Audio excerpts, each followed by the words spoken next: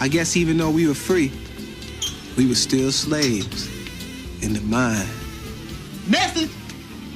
What's going on, family? Thank you for tuning in to another episode of Know Yourself Academy. Alright, it's your guy Boro, the Lucky Libra here, and as you can see by the title, we're going to be continuing the Rising Ascendant sign series with the Aquarius Rising sign. Alright, so without further ado, let's get right into it. Alright, now first of all, what is the rising sign? Alright, the rising sign is the sign that you have in the first house in your natal chart. Alright, this sign creates your house system.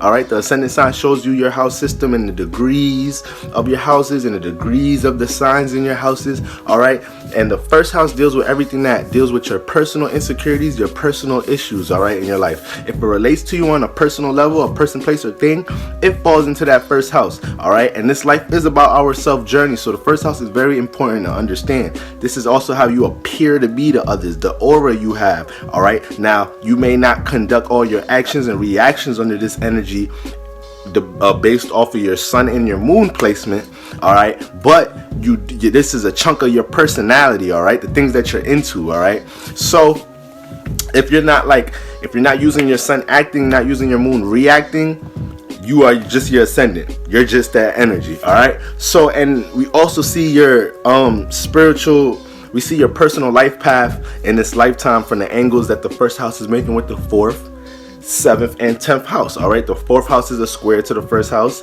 the 7th house is an opposition to the first house, and the 10th house is a square to the first house. And when we talk about squares and oppositions in astrology, these are learning processes. So we see, you know, the life path, your personality, and your personal point of view and how you see things in this lifetime, how that's going to evolve through your spiritual travels here. Now, Aquarius rising. Off the rip, you want to see where Saturn is at in your birth chart. All right, you want to see what house you have Saturn at, and you want to see what house you have Uranus at, because Uranus is the co-ruler of Aquarius. All right, it's like the 50% ruler. So Saturn, whatever area you have Saturn at in your natal chart, this is an area of life where your personality is going to be the most active and shine the brightest. Whatever energy, whatever house you have Uranus in, this is a area of life where you're going to be dealing with a lot of power and control issues. All right, now Saturn is your chart ruler. All right, so we got fixed air and Saturn and the influence in your chart in your first house. So off the rip, these people, you know, we just came from Capricorn rising. Now we're dealing with the masculine energy of Saturn, which is Aquarius. All right, these people, they communicate with purpose. All right, because it's fixed air now. All right, so when they dive into something personally, they want to only put this logic too, logic and communication. So they're gonna communicate here. They can be talkers. All right, but they want to communicate more things with purpose, and they have an individual sense to them. They don't like people knowing their next moves too. This is kind of Scorpio-ish type energy here.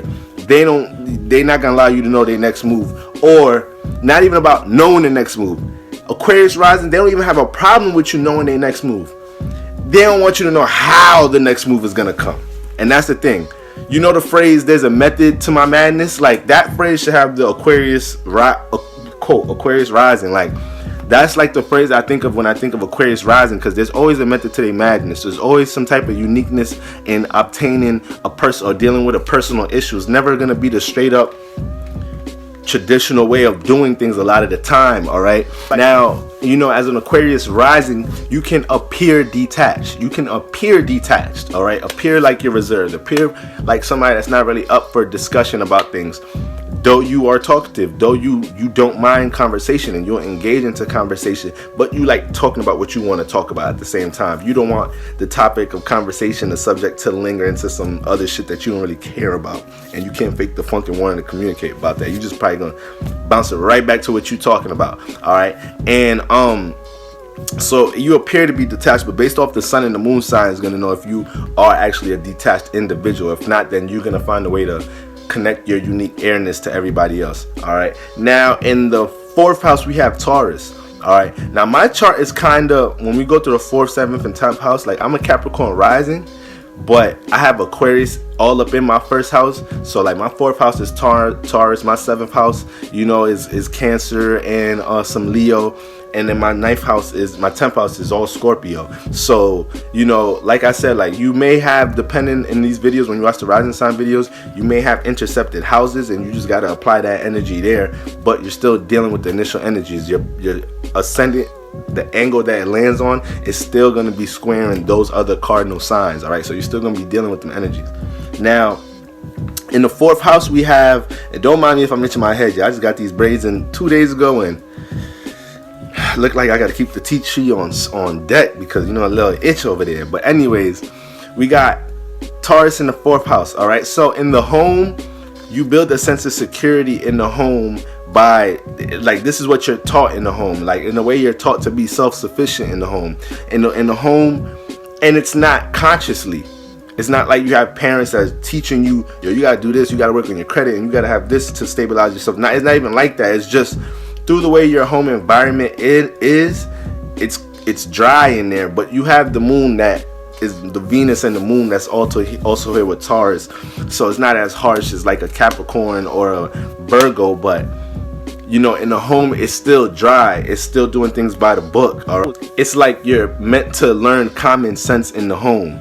All right, and like you have to learn common sense early. So as you go out through life, people are looking at you as you're supposed to know certain things, and it's like, damn, I was never really taught this, or like, you know, this wasn't like demonstrated to me hands-on, like, and people just expect you to know certain things. So as a Aquarius rising, you build that through the 4th home. Like, I got to get a little stable and secure in making sure I try to learn certain things or whatnot, or making sure I'm just self-sufficient, because I realize, you know, there's things that people expect me to know, or the responsibilities and stuff and whatnot that I'm dealing with that I didn't even understand that I'm supposed to be dealing with right now. Like, it's that type of funny energy in the home as an Aquarius rising, because like you're detached, it's dry in the home, but people expect you to know certain things and be able to take care of certain responsibilities in a way. And it's crazy because as Aquarius rising, like y'all are like humanitarian spirits, y'all bright as hell. So it's like y'all do be having the nature of knowing how to handle certain things at a young age, but like you just go through that cycle in the home. All right, but because Venus and the moon there is gonna be some sense of connection. All right, it's not gonna be completely dry or whatnot. You know, you may have a nurturing energy in the house, a connection with your mom. Your mom is stern, is your mom or a motherly nature, that's, whether it's your parents or whatever, like, you know, that shows some affection, but at the same time they still code with it. Like, they still probably express their love and support through how they pay bills and keep things structured. So that's how the love is going to be expressed overall, for real. Now in the 7th house we have Leo. All right, now in the 7th house, you know, this is how you relate to people on a one-on-one level, how you relate to people, places, and things on a one-on-one level. But because there's a one-on-one level, there's an emphasis on like your intimate partner, somebody you're dating. So we have Leo here, fixed fire. So you're gonna manifest people that want attention. You're gonna manifest people that want the light. You're gonna want to manifest people that could be needy or whatnot and stubborn. And as an Aquarius, is like you're stubborn and fixed too, but you want to give that energy off. You want to, it's the masculine side of Saturn, so you want to push out the communication. You don't mind giving that attention or whatnot, you feel me? But it's just could be a clash, because the opposition is always a give and receive. So it's like Aquarius gives the light that, you know, the Leo wants, and then the Leo has to learn how to get practical and logical. So you're also going to manifest like stubborn people, to the point that it's like you're going to try to be being logical about certain, when somebody else is trying to be fixed on how they see something. At the same, these are the type of partners you can manifest, and at the same time you can be playing that energy out too. You can be the person that sees things the way you see it. All right, and then once you locked in on how you see something, now you build all the logic and the communication for your fixed individual unique way of telling your partner why you think, you know, y'all should take a break, or why you think you know, y'all now are not as tight as y'all supposed to be, like, you know, because it's air, so it's still dealing with the words and communication. All right, so this is like what you're gonna learn in the 7th house when you start relating to the external. And then in the 10th house you have Scorpio here. All right, so the 10th house is how you rise to a status, how people see you for what you're known for how you create structure and foundation in your life through what you do and your personal travels. All right, so in the 10th house, the way you rise to a status in a career, for a goal, a popularity status in a relationship, rise to a certain status in a relationship, you have to be able to get deep and feel shit out. All right, it can't just be practicalizing everything and seeing how things work on a logical level. Nah, some things you're gonna have to get down and get deep into your feelings. And not saying you have to get deep and all emotional or whatever, but it's like, as far as being goal orientated and whatnot, it's fixed air, Aquarius. So you guys already have a fixed way of being an individual and thinking about things, but you also know that you decide how you want to go, where you want to take this fixed air, because you have a fixed way of thinking. And sometimes you, as Aquarius risers, you can look at others like, humans, they so you feel me, they so dumb or whatever, like they so incompetent. That's the word. I was about to say impotent. Incompetent is the word. But you guys can actually do that, and it could be a detriment sometimes too. But at the same time, it gets to a point in your life to rise to a status, something has to be some true emotion into it. Overall, you just got to really feel a way about something to really see yourself get there. Like I said, my 10th house is Scorpio, so it's like I don't get nothing accomplished unless my true passion and I got a real goal, intent set on something. Anything else around me that somebody brings into my life as something that got to get done, or responsibility, this and that, man, that is not going to get done with 100% effort. And that's what anybody that's not putting, that their heart is not 100% into what they're doing, trying to accomplish, is like, what's the point? You might as well, because manifesting is about how much you're paying attention to something, how much frequency vibration you're putting into something. That's what you need. That's the process to make something solid and bring it down to this realm. So if you don't like something, or you don't have a passion for something to the point that you can't stay fixated, and you have to super force yourself to stay fixated and whatever, then it's maybe not something in your lane, maybe not something that spiritually aligns with you. All right, but for the most part, that's what you're gonna have to learn in the 10th house, and you're gonna see that in relationships, you're gonna have to put some more emotion into it to rise to a certain status. Career goals, you can't just think you could practically logically work your way up. Now you're gonna have to feel the type of way, have some passion and a stronger intent set on it. All right, and you could be so detached to the point you feel like you don't got to exert any emotion or into the world. As far as it's a thin line, because Aquarius rising, y'all have humanitarian spirits, y'all are helpers or whatnot, but just y'all feel like because Aquarius energy is dealing with the unknown, the unfamiliar. Aquarius is birthed out of the 11th house. The 11th house is a mystic house. All right, the 8th, 9th, 11th, 12th houses, these are your 4 mystic houses in the zodiac, where you would look at for spiritual inclination, or seeing where spirituality is at in your life and in this lifetime. And in the 11th house, when you're dealing with the unknown, unfamiliar, Aquarius is naturally trust the unknown, unfamiliar. They're not able to.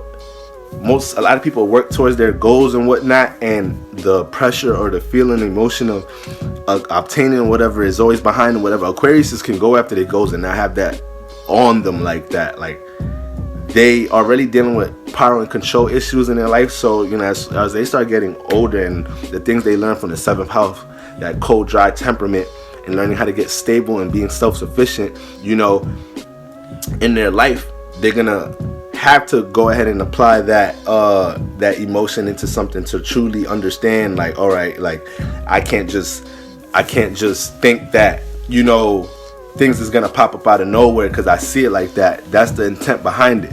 But overall, they're not gonna be pressured by, am I gonna get this accomplish this goal by then, or am I gonna be able to do this, or like they're pretty assertive, and it's for the most part, they're an individual. They're their own individual. So it's hard to make an individual budge when they are in their own contained space. All right. So that's really an Aquarius energy. They're always looking at things from an individual point of view, and they can come off opposing, and it's just natural, because if you give them energy, they have a unique way of looking at it. They're gonna have an opposing way of you looking at it. That's the Uranus energy right there. And Just because it's opposing doesn't mean it's negative. It could be opposing and you could be being righteous and positive. All right, maybe the norm that everybody else is following is actually negative, and I'm giving the positive opposing message to things. So it plays out in many different ways. But these people are helpers, real humanitarian like spirits, and like I said, they're talkative. They have that conversation with you. They dive into deep conversations with you. You know, they can teach. They can teach too. All right, these people are teachers. So that wraps up the Aquarius Rising. And let's get some celebrities out here that are Aquarius Risings. So we got Nicki Minaj, Barack Obama, Russell Crowe, Kourtney Kardashian, J.K. Rowling, Abraham Lincoln, Aaliyah, Janis Joplin, Zendaya, Billie Holiday, Karl Marx, Whoopi Goldberg, and Wendy Williams. Alright, so that wraps up the Aquarius Rising sign, and we got one more to go, which is the Pisces Rising Sun. So y'all already know what it is, man. Follow me on IG, like, share, subscribe. Y'all know how we coming in 2020, man. It's time to get enlightened up in here. Alright, peace.